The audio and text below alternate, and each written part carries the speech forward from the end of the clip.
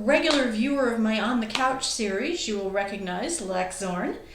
And I had him as a guest on that because fellow actor and musician, and we had a really good talk about that. But I think we didn't get into, and I think what's kind of dominated in your performance is, and some people might not know, unless they're, I guess, avid fans of high school sports. Is that it? You are a sports commentator. Yes, yeah, for 10 years now, yes. 10 years? Now see, as long as I've known you, I didn't realize it had been that long. So, oh gosh. So what got you into that back then? Well, I've been watching sports since 1978 when I was only 7 years old. And, I was just one of those guys, like a lot of American sports fans, I just got accustomed to that annual circle of football to basketball to baseball all over, that circle. And I think a lot of Europeans and South Americans who are just so soccer crazed find it odd that we rotate like that here in America. Yeah. But, that's a great part of our culture that I've gotten accustomed to. And I've always had a very analytical mindset. I always was fascinated by statistics and, the stories behind the games and the athletes. And when I was in high school, I thought it would be cool to do sports commentary, and I had no idea how to get into it, so I didn't even think that much about it after a couple of years. I mean, back in high school, I said, I want to be a sports commentator someday. But then, years passed, and I had regular jobs. And then one day I was on Craigslist. This is back in 2011. And I was looking for film jobs. And I emphasize, in the early days before Facebook became this huge film networking tool, Craigslist actually was a significant outlet for... and it actually was a pretty decent platform. Yeah. Because now I think on Craigslist you have a lot more spam and things like that. Oh, so, yeah. But back in the beginning, I mean, there were some real valid, legitimate film castings done on Craigslist. I got some of my early roles that way. In fact, Michelle and I have known each other for 25 years, amazingly. So I'm 51, so nearly half my life now. And she would actually forward me things in the early days, knowing that I wanted to get into film. She would forward me Facebook posts that were film related. And then ever since about 2012, 2013, 2014, Facebook has taken over as a dominant source of networking. And now Discord is starting to pick up, especially for voice acting, as a casting method that I've been using a lot lately. Because I don't like the monopoly. So did you actually, like with Craigslist, there was actually like some kind of a job notice for sportscasters? Yes, yeah, that's what that was. Yeah, that's what I was about to get to. Yeah, so basically what happened was that I was looking for film jobs and I saw something about high school sports commentary, and I emailed the guy and I said basically, I have no experience with this, but I'm a huge sports fanatic. I have been for over 30 years. I feel like I know the game better than most. I feel like I can do this. And anyway, he made me one offer for a baseball game one time. I wasn't available for it.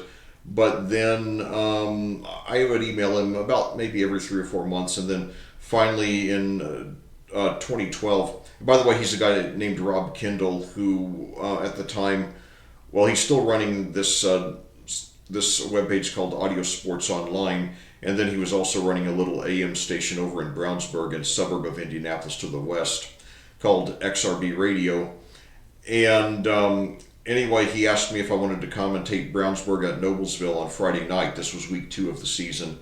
And he gave me, it was 3 days in advance, and I was ready to jump on it. And so I did some research. I'd never done any research for a game before, but I found some information about both teams online, and I went up there, and I actually thought I did a pretty bad job. I felt like I settled down and did better in the second half, but I didn't think I was good at all, and I thought, I would never get another opportunity. And then I didn't hear from him on Saturday, and then Sunday he texted me and asked me if I wanted to commentate Whiteland at Decatur Central on Friday, and I've been doing that ever since. Now, when I know that you had, I'm going to call them sporadic announcing here and there.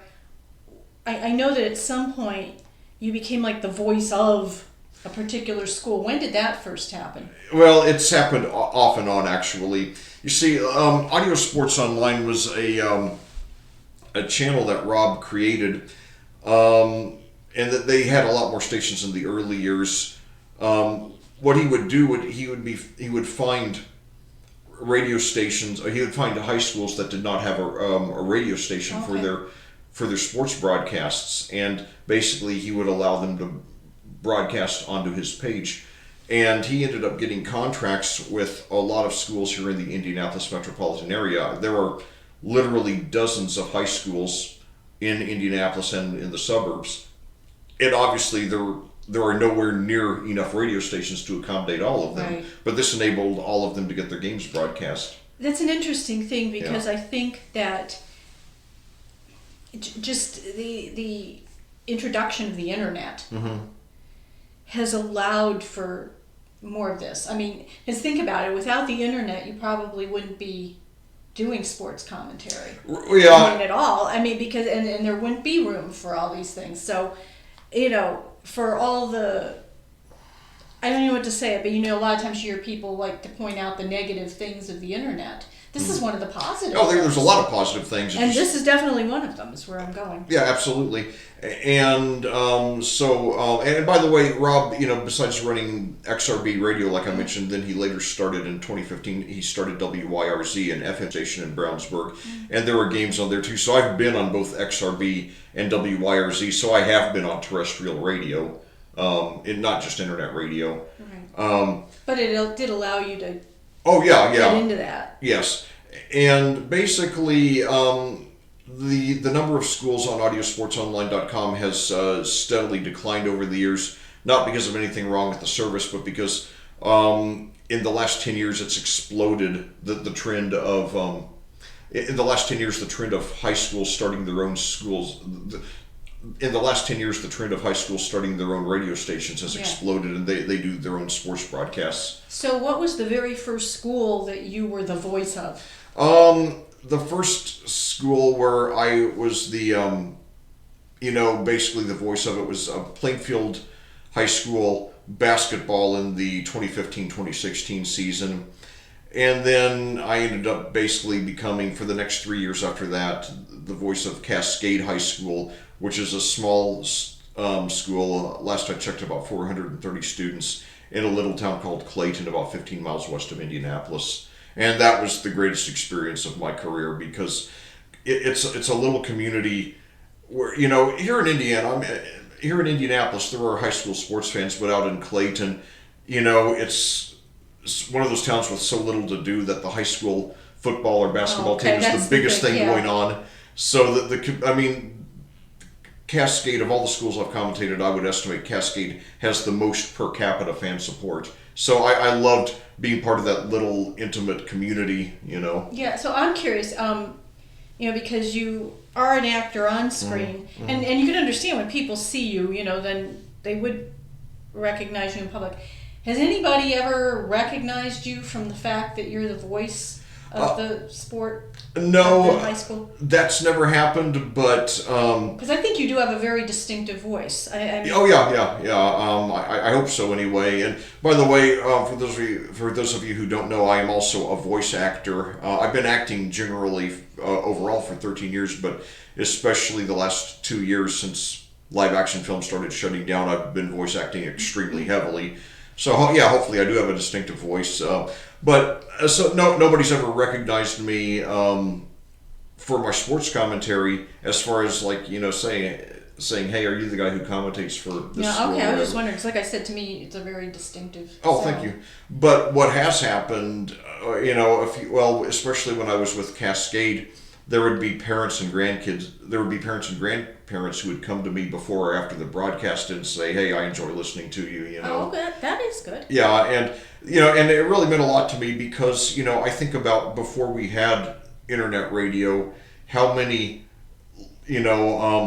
parents, or especially grandparents, were never able to hear the games of their grandchildren, and if you didn't live within a few miles, you couldn't hear it on the radio, even if it were broadcast. And now you have, people across the country, they're able to listen to their radios. So you were a big sports fan and a big sports fan growing up. Who were your favorite commentators? That's a really good question. And the thing is, I never had one particular favorite. I did, when I was really getting into college basketball heavily in the late 80s, especially during IU's national championship run back in 1987, I found Dick Vitale entertaining, but he wasn't a guy who I considered an influence. I don't have the personality to be real crazy like he is. Okay, but yeah, so do you have any sports announcers that you feel like were influences? No, it's a surprising answer, but because I always wanted to be a commentator. But no, there wasn't one particular. I mean, there's plenty who I admire who I think do a good job, but nobody who I wanted to be like. And I can't think of the name of the baseball commentator who used to mess with the names, because yesterday for some reason the guy who used to say Emerson, Lake, and Palmera. Chris Berman. Yeah, Chris Berman. Thank you. Now see, but you get. But see, that's a colorful thing that I tend to remember. I liked his classic rock references. Yeah, because you're a musician. And a big fan of that era of music. But it's that type of thing. So. What's interesting, or like with baseball announcers who all had their own home run calls and things like that. Yeah. Are you known for any particular sayings when somebody makes a basket or hits a home run or does something? Do you have a thing? I've listened to most of my broadcasts, and I've never intentionally come up with any catchphrases, but I've noticed a few things that I tend to repeat, just because I find they work well and they come naturally. Such as.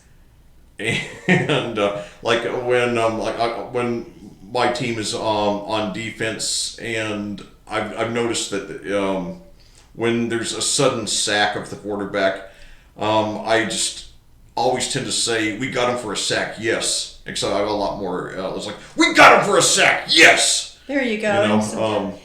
That's one. And anyway, then it's like if somebody's like on a long play, a pass or a kickoff return, I count the yard line he's on, like he's up to the 45, 50, 45. But then when he's beaten the last man and he has the clear path to the end zone, then it's like, "Yes, he's going." It's like, "Yes, he's going all the way." And then I give the number of the name of the player and the number of yards. It's like, "Dante Keys, 98 yards for the touchdown." I try to cite the player name and the number of yards. The thing is, I'm a really mild-mannered guy most of the time, but, it's when I'm behind the microphone that just that little kid enthusiasm comes out, So you kind of get into the game with it, obviously, yeah. I do, and, one of my favorite calls is when I was with Cascade. The first 2 years, the first year that I was with Cascade because I was doing, for 3 years, all the boys and girls basketball. And then the last 2 years, football also. And then there was the middle year, we did some baseball and softball in addition. But I remember for the girls team was great the first year. They were mediocre the second year. They were bad the third year. It was a rebuilding year. They lost 7 seniors from the year before. And then their only returning starter only played in 2 games because of injury. So we were really almost starting from scratch. And anyway, at one time we were on an 8-game losing streak. And then this girl, Carly Gibbs, hit a 3-pointer to basically put the game away. And then I completely lost it. Realized that because the losing had really been wearing me down. But that year the girls won 4 games, the boys won 5, and it really, it was, I didn't take it well, So yeah, when Carly hit that three to clinch the game, yeah, I lost my mind. And what's really funny when I play back, I seem to be about the only person in the gym who thought it was a big deal, you know. Oh. But I guess the losing had just been wearing me down so much. It just felt good that we were going to get the monkey off our back. I think you it's know? an interesting thing though too, because I find that if the announcer Yeah.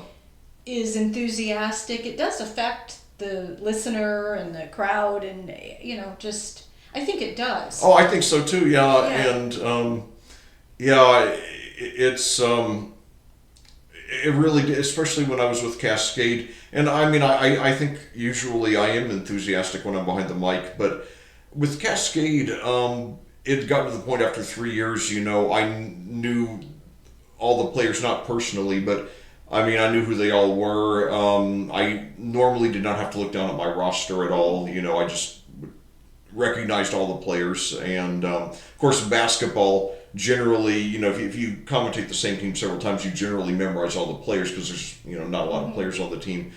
And you only have 5 players in at a time. So, yeah, I would just really get into it, and when you start cheering for the same team all the time, it becomes more personal, and especially when you get to know the fans and the community, it became a very personal experience at Cascade that it never has been anywhere else. So do you know where you're going to be the voice of coming this season? Probably Plainfield football, like I did last year. I commentated all of their games. And which was a lot of ups and downs. They should be better this year. They had a freshman quarterback last year because their presumptive starter got injured in training camp, missed the whole season. So considering they had a freshman quarterback, they did well to go 4-6. The hard part was, unfortunately, we drew Cathedral in the first round of the playoffs. For those of you who don't know about Indiana high school football, Cathedral is the winningest program in state history, 14 state championships, and they beat us 54-7. So that was not a pleasant evening, but hopefully we'll be better this year. And then also this past basketball season, I had done a lot of high school basketball before, but this year was the first time I did anything higher than the high school level. We have a minor league pro team here in the region. They actually play their home games in Danville. They're called the Indiana Lions. They play in the American Basketball Association, and I commentated their games this year for both WYRZ and for Audio Sports Online. Well, that's pretty cool. So if somebody wanted to pursue this